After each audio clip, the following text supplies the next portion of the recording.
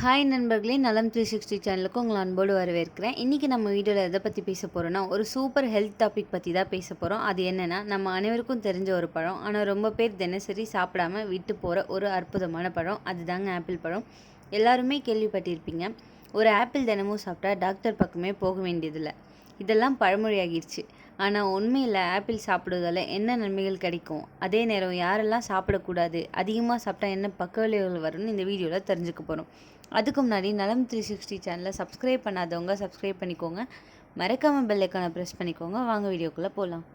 சொல்லப்போனால் ஆப்பிள் ஒரு சாதாரண பழம் இல்லை, இது நம்ம உடம்புக்கு தேவையான நிறைய சத்துக்கள் நிறைந்திருக்கும்.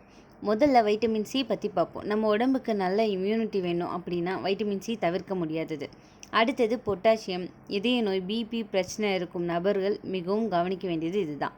அதே மாதிரி டயட்ரி ஃபைபர், கான்ஸ்டிபேஷன், ஜீரணக்கேடு எல்லாமே சரி செய்கிறது.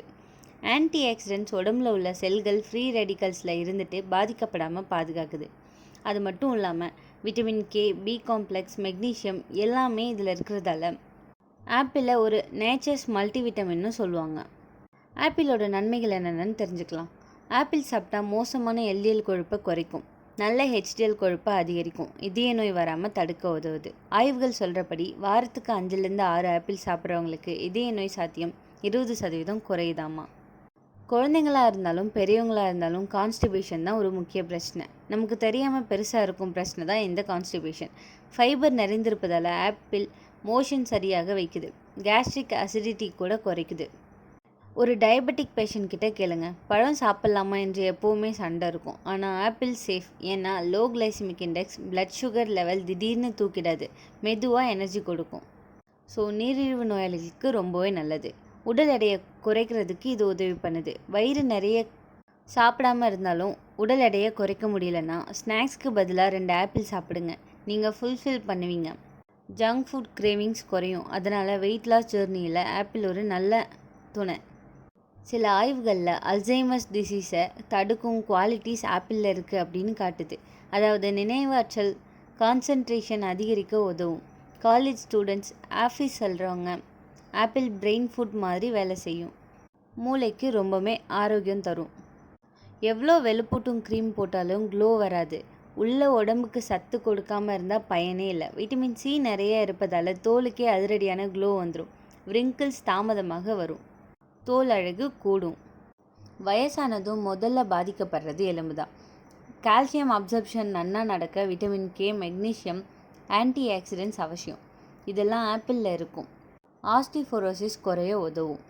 ஆப்பிளோட பக்க விளைவுகள் என்னென்னு தெரிஞ்சுக்கலாம். எந்த நல்ல விஷயத்துக்கும் டூ மச்னா பிரச்சனை வரும், அதே மாதிரி ஆப்பிளுக்கும் பக்க விளைவுகள் இருக்குது. அதிகமாக சாப்பிட்டா வயிற்றுப்போக்கு வரும், ப்ளோட்டிங், கேஸ் ஃபார்மேஷன் கூட அதிகரிக்கலாம். ஆப்பிள் விதைகள், இதில் சிறு அளவு சைனைட் காம்போனன்ட்ஸ் இருக்குது. சின்ன அளவு ஹார்ம்லெஸ், ஆனாலும் அதிகமாக சாப்பிட்டா ஆபத்து. சுகர் கண்டென்ட் அதிகம், டயபெட்டிஸ் அதிகமாக சாப்பிடக்கூடாது. சிலருக்கு அலர்ஜி வரும் பிரச்சனைகளும் இருக்குது. உதாரணமாக சொல்லப்போனால் நிறைய ஆப்பிள் சாப்பிட்ட பிறகு வாயில் அரிப்பு, தோலில் அலர்ஜி வரும் வாய்ப்பு இருக்குது. ஐபிஎஸ் உடையவர்களுக்கு கேஸ், ப்ளோட்டிங் அதிகரிக்கலாம். நம்மளோட சித்த மருத்துவத்தில் ஆப்பிளை ஜீரணத்தை மேம்படுத்தும் பழம் அப்படின்னு சொல்கிறாங்க. யோகா, டீடாக்ஸ் டயட்டில், ஃபாஸ்டிங்கில் ஆப்பிள் சாப்பிட்டா சொல்லுவாங்க.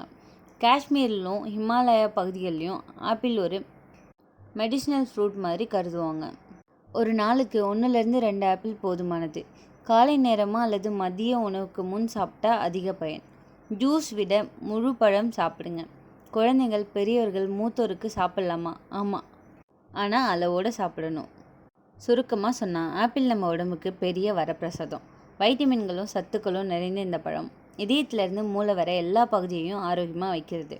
ஆனால் எக்ஸாஸ்ட் பாதிப்பு கூடும். அப்படின்னா என்னன்னு கேட்குறீங்களா? தினசரி ஒரு ஆப்பிள் சாப்பிடுங்க, சிம்பிள். உங்கள் உடம்புக்கு, உங்கள் மனசுக்கு ஆரோக்கியம் கிடைக்கும். இந்த வீடியோ உங்களுக்கு பிடிச்சிருந்துச்சுன்னா லைக் பண்ணுங்கள், ஷேர் பண்ணுங்கள், மறக்காமல் நம்ம சேனலை சப்ஸ்கிரைப் பண்ணுங்கள். இன்னொரு அற்புதமான வீடியோவில் உங்களை சந்திக்கிறேன். பை.